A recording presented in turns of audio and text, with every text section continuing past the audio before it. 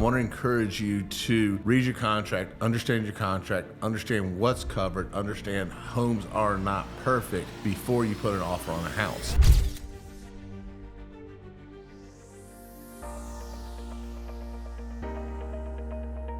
Hey, it's Damon, Gettier and Associates, Realtors, Brokered by Real. And today we're going to do an impromptu video. And the impromptu video is going to be, we've had some situations arise and just want to talk to you about what to expect on a home inspection. So hopefully you sat down with your agent and you did a strategy session. The agent talked to you about home inspections and what to inspect and whatnot. But I want to give some clarification around that subject for you. First and foremost, a contract dictates what is covered by a home inspection. And so if you want to know what's covered by a home inspection, read your contract. It'll tell you how the contract looks at the home inspection, what is required and what is not required to be fixed. That being said, let's take a step back. What we're seeing is we have multiple sets of clients that are getting home inspections, and for some reason we're expecting perfect houses, and we don't get perfect houses. A brand new house isn't perfect. That's why they have punch lists and 1-year warranties. I can certainly assure you that a used house is not perfect. And so when you write a contract with the seller knows that I'm going to be required to fix A, B, and C if something goes bad. If something's not right, I'll be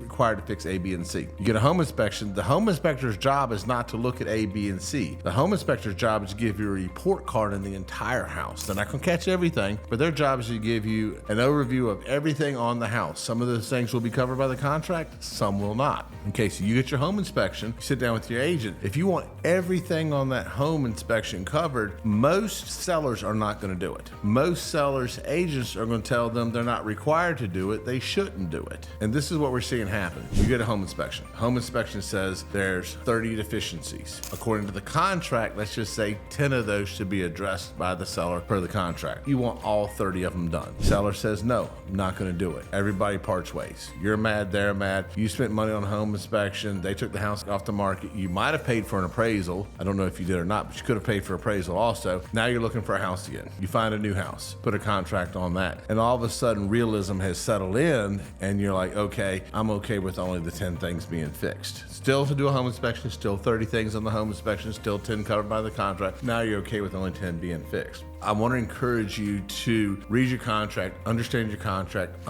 what's covered, understand homes are not perfect before you put an offer on a house. It'll save you a lot of stress, a lot of angst, a lot of upsettedness, if that's even a word. I don't want you to be upset. I don't want you to be bothered. I don't want you to be annoyed that the seller didn't fix it. They're not going to, okay? They're required to address some things. They can either fix it or address it monetarily. They're not required to fix or address everything. And that's something you need to understand and you need to comprehend and you need to wrap your head around before you put an offer on a house, not after. It's going to save you time, money, and angst. Again, Damon Gettier and Associates, Brokered by Real. If you like the video, please like, please subscribe, please reach out. There's more to come. See y'all next time. Bye.